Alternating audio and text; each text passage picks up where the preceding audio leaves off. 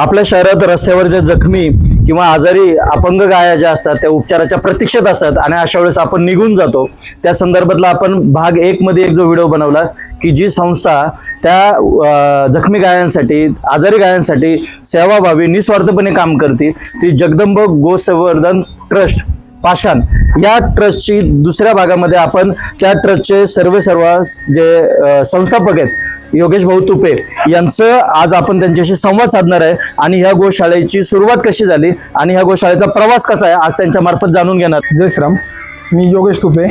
आपण ही गोशाळा चालू करून आता एक 10 ते 12 वर्ष झाले आणि गोशाळा चालू करण्याचं मेन कारण म्हणजे कसं होतं की आधी आपण गोरक्षण करायचो. गोरक्षण तर सगळेच करतात, मी गोशाळा पण बऱ्याच बघितल्या, पण बेसिफिक असा आजारी गाया किंवा ज्या रोडवरती, आता आपण पुणे भागात शहरी भागात राहतो, शहरी भागात जसा गायींचा ऍक्सिडेंट होतो, अपघात होतो, ते सांभाळणारं कोण नाहीये. तसं स्ट्रेट डॉग असते की कुत्रे उचलायला 100 जण येतात पण गाय उचलायला कोण येत नाही. ते बघून आपण एक गाय आणली होती आपल्याकडे, की गाय आपण XYZ एका संस्थेकडे दिली. बारीक वासरू होतं, त्यांनी तिथे अर्धवट ट्रीटमेंट केली आणि ते परत रोडवर सोडलं. ते कोइन्सिडेंटली आपल्याला एक 2-3 महिन्यानंतर ते परत घावलं, ते आपण परत पकडलं. पण ज्यावेळेस मी सोडलं त्यावेळेस मला फक्त बाहेरनं फोन आला, मी समोरच्यांना फोन केला, ते घेऊन गेले.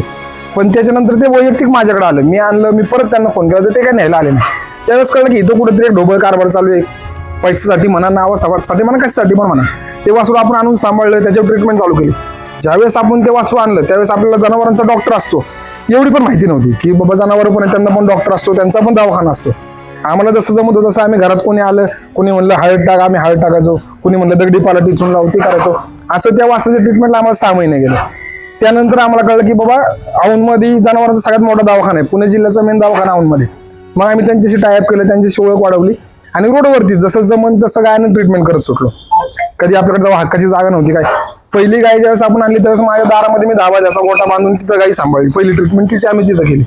ते करता करता मग हळूहळू पाषाणमधल्या गायांची ट्रीटमेंट, कुणाला पडताना पावसाळ्यात जखमा होत्यात किंवा प्लॅस्टिकमुळे तोंडाला फेस होतो, असं डॉक्टरांकडनं माहिती घेत हळूहळू आपण तिथंच एक 10 बाय 10 शेडमध्ये 5 ते 6 बारकी वासरं सांभाळायला चालू केली.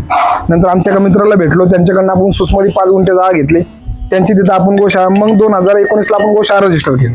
त्यावेळेस कळलं की आम्हाला ह्याचं रजिस्ट्रेशन असतं, ह्याचे सगळे म्हणजे बाकीचे डॉक्युमेंट क्लिअर करावं लागतात. मग आपण ती गोशाळा रजिस्टर केली आणि त्याचं व्यापक स्वरूप आज ह्या कंडिशनमध्ये येऊन गेलो.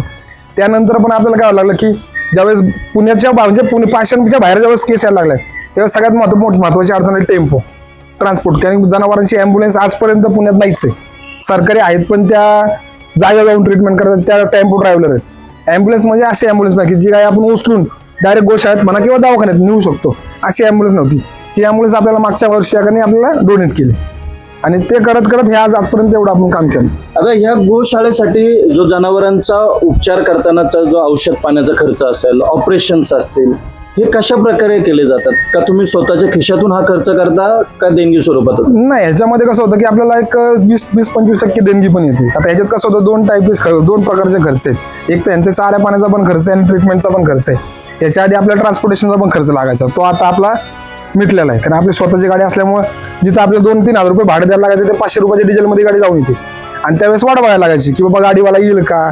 मग आज जर केस आली तर ती केस आणायला आपल्याला 3 दिवस लागायचे जेव्हा गाडी अवेलेबल आहे. आणि ह्याचा जो सगळा जो खर्च आहे तो महिन्याला नाही म्हणलं तर 60-70 हजार रुपये खर्च येतो, चारा प्लस ट्रीटमेंट धरून. तर त्यामध्ये 90% हा म्हणजे जे जास्तीत जास्त प्रभाव हा आमचे जे मित्र आहेत, म्हणजे गोशाळेचे जे कार्यकर्ते आहेत, कोणी रिक्षा चालवत आहे, कोणी ड्रायव्हिंगचे जॉब करत आहे, कोणाचे हॉटेल आहेत किंवा माझं स्वतःचे हॉटेल, माझे 2 हॉटेल आहेत. मी त्यातलं एक हॉटेलचे पूर्ण पैसे मी इथं चालवतो, एक बाकीचं एक हॉटेलचे खर्च आहे ते घर भागवण्यासाठी चालतो.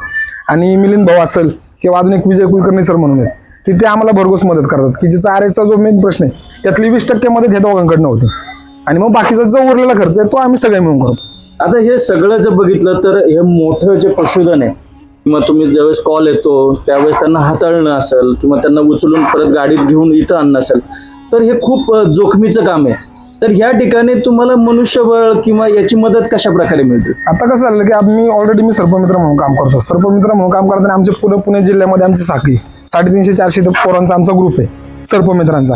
मग ज्या भागातली केस असणार तसं आता ही गाई होती, ही गाई तामिनीमध्ये होती, इथनं 70-80 किलोमीटर लांब गाई होती. तिथनं आम्हाला पुण्यात जे एक व्यक्ती होता की ते प्रवास करायचे, त्यांना ती गाय तिथं साईट आउट झाली, त्यांना आपला नंबर होता, त्यांनी आपल्याला फक्त मेसेज आणि लोकेशन पाठवलं की बाबा अशी ठिकाणी अशी गाय आहे, तुम्हाला काय मदत करता येईल का. मग तो फोटो आम्ही तिथल्या कार्यकर्त्यांना पाठवला, जे सर्पमित्र आहे, रामदास म्हणून आमचा मित्रच आहे, त्याला पाठवला. मग त्यांनी ती गाय त्याला शोधायला ते 1 महिना गेला. कारण कसं होतं की ही मोकार जनावर आहे, यांची काही बेसिक जागा नसते. सिटीमध्ये कसं असतं, सिटीमध्ये ठिये ठरलेले असतात की दुपारी 2 वाजता या चौकात बसणार, 3 वाजता त्या चौकात जाणार. तसं जंगली भागात नसतं. रोडला आली तर दिसणार, नाही तर नाही दिसणार. तिला महिना गेला आम्हाला शोधायला. या गाईला काय झालं सांगू शकता तुम्ही? तिला हार्निया आहे, अच्छा. जसं माणसांमध्ये असतं. आज डॉक्टरांची तपासणी होऊन गेली, पण डॉक्टर म्हणले की तिचं ते जे हार्नियाचं वेट आहे ते कमीत कमी 15 ते 20 किलो आहे. 15 किलोचा गोळा. कमी, हो. तर ते जर ऑपरेशन करून ते जर बसवलं तर ते टाक्यांवरती ते झेपल का नाही ते त्याची गॅरंटी कमी आहे. तर सरांना म्हणलं काय करावं लागेल, तर सर म्हणलं की ऑपरेशन करणं क्रिटिकल आहे. तर मग त्यांना दुसरा पर्याय विचारलं की बाबा हाई अशी जगू शकते का, तिला कमीत कमी वर्ष आलेलं झालेलं आहे. तर सर म्हणले हाई अशी राहू शकते ती. तर त्यात आम्ही शक्यतो ऑपरेशन टाळलंय तिचं. तर आता ह्या शहरामध्ये तुमच्या जवळपासच पशुसंवर्धन, महाराष्ट्र राज्याचं पशुसंवर्धनचं जिल्ह्याचं आरोग्य केंद्र आहे आणि त्या आरोग्य केंद्राच्या जवळ तुम्हाला इथं सगळ्या त्यांची जी सेवा आहे किंवा त्यांची मदत म्हणा ती पूर्णपणे मिळते का? हो, नाही दवाखान्याची तर पूर्णपणे माहिती आहे. रात्री 12 वाजता फोन करा, 1 वाजता फोन करा, ते येतात. कारण की कसं होतं, ते पण महत्वाचं आहे की ते औंधपासून जवळ आहे म्हणून. तसं ग्रामीण भागामध्ये भेटत नाही. बऱ्याचशा म्हणजे शेतकऱ्यांकडनं आम्हाला ते कळलेलं आहे की त्या भागात कसं होतं, आता 5-6 गावांचा मिळून 1 डॉक्टर आहे, अच्छा. तो त्या ठिकाणी तेवढ्या वेळात भेटत नाही. आणि जे काही आपल्याला महत्वाचे सर्जरीसाठी म्हणा किंवा ट्रीटमेंटसाठी औषध लागतात ते आपल्याला शहरी भागात लगेच भेटतात. त्यामुळे आपल्याला आता जागेचा पण आपल्याला प्रॉब्लेम आहे. मुळशी भागात मग जागा देतात आपल्याला, पण आपण तिकडे जात नाही कारण की आपलं मेन काम ट्रीटमेंटचं आहे. त्यामुळे आपण शहरातच कुठेतरी जागा बघतो सध्या गोशाळेत. या ठिकाणी ह्या गाया ज्या दिसतात, ह्या लंपीग्रस्त गाया दिसतात, तुमच्याकडे उपचारासाठी आलेल्या दिसतात आणि यांचा उपचार बी परिपूर्ण झालेला दिसतोय. पण आता जसं कोरोनामध्ये जर बघितलं तर माणसांसाठी कोरोना सेंटर होते, कारण लंपी हा सुद्धा एक संसर्गजन्य आजार आहे. तर ह्या आजाराला तुम्ही ट्रीटमेंट कशी करता?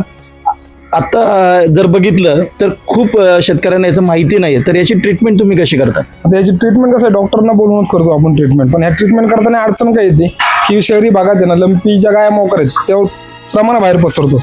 आणि कसं होतं की प्रत्येक शेतकरी किंवा प्रत्येक माणूस कोणचा माणूस रोडवर पण फिरतो आणि गोठ्यात पण जातो, त्यामुळे तो आजार जास्ती प्रमाणात पसरतो. आता आम्ही ह्या गायांची जी ट्रीटमेंट केली, ह्या गायांची ट्रीटमेंट ज्या ठिकाणी लंपी झालेलं आहे तिथंच आउटसाईडला कुठेतरी बंद पडलेली शाळा असेल किंवा जो आउटसाईडचा एरिया की तिथं दुसरी कुठं जात नाही, तिथं ह्या गाय आम्ही महिनाभर ठेवलेले म्हणजे जसं क्वारंटाईन करता येईल किंवा काय करता येईल त्या पद्धतीमध्ये ठेवलेले आहेत आम्ही त्या. आणि मग त्या बऱ्या झाल्यानंतर आपण इथं आणलेले आहेत. मग याच्या संदर्भात आता जर बघितलं तर परत आता असं ऐकायला येतोय की लंपीचा परत प्रादुर्भाव होताना काही ठिकाणी दिसून येतोय.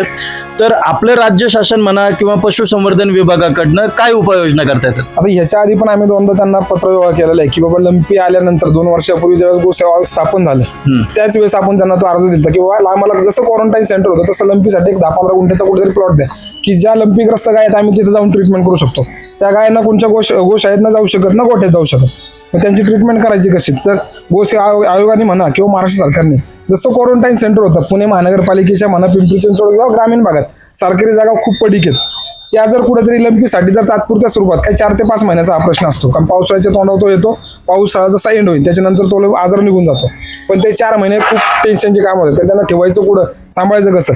आणि पहिल्या स्टेजला असेल तर तो कव्हर करायला सोपं असतं, पण जर जेव्हा सेकंड स्टेजला जातो, जेव्हा या गाठी फुटतात आणि जखमा होतात त्यानंतर अजून अवघड परिस्थिती होती. तर यासाठी कुठेतरी सरकारने आणि शासनाने कुठेतरी एक ठोस जागा निर्माण केली पाहिजे की तिथं सगळ्या सांभाळल्या गेल्या पाहिजे, त्यांची तिथं ट्रीटमेंट झाली पाहिजे. त्याशिवाय त्याचं मरणाचं जे प्रमाण आहे ते कमी होणार नाही. बऱ्याच शेतकऱ्यांकडनं यांना फोन सुद्धा येतात लंपीच्या ह्या प्रादुर्भावाच्या इथं, पण याचं काही टेक्निकल गोष्टी अशा आहेत की त्यामुळे यांना त्या गाया स्वीकारता येत नाही, कारण त्यांच्यामुळे इतर गायांना तो प्रादुर्भाव होऊ शकतो. या गायांसाठी पूर्णपणे स्वतंत्र व्यवस्था उभी राहणं आवश्यक आहे, तर या गायांची ट्रीटमेंट होऊ शकते. हा सगळ्यात महत्त्वाचा मुद्दा आहे की पशुसंवर्धन विभागाने या विषयाकडे लक्ष देण्याची खूप आवश्यकता. महाराष्ट्रातल्या अनेक गोशाळांना अनुदान भेटतं, तर आपल्याही गोशाळेला अनुदान भेटतं का? अजून तरी नाहीये, कारण की थोडेसे लिगली डॉक्युमेंट जे लागतात ते आपण म्हणजे आपले कम्प्लीट नाही, त्यामुळे भेटत नाही. कारण कसं होतं की आमच्याकडे काम करणारी टीम कमी आहे आणि काम जास्ती आहे, त्यामुळे जे लिगली जे प्रोसेस करायचे आहेत त्याला आम्हाला तेवढा वेळच भेटत नाही. त्यामुळे अजून तरी अनुदानाचं नाही. आम्ही एवढ्या लवकरात लवकर ते डॉक्युमेंट क्लिअर करून पुढे फाईल सबमिट करू. जनतेला म्हणजे मी हे प्रश्न याच्यासाठी विचारला कारण असं वाटतं प्रत्येकाला भाव की प्रत्येक गोशाळेला अनुदान भेटते, पण अजून काही गोशाळा या अनुदानाच्या प्रक्रियेच्या याच्यामध्ये आहेत, त्यांना अजून अनुदान मिळालेलं नाहीये.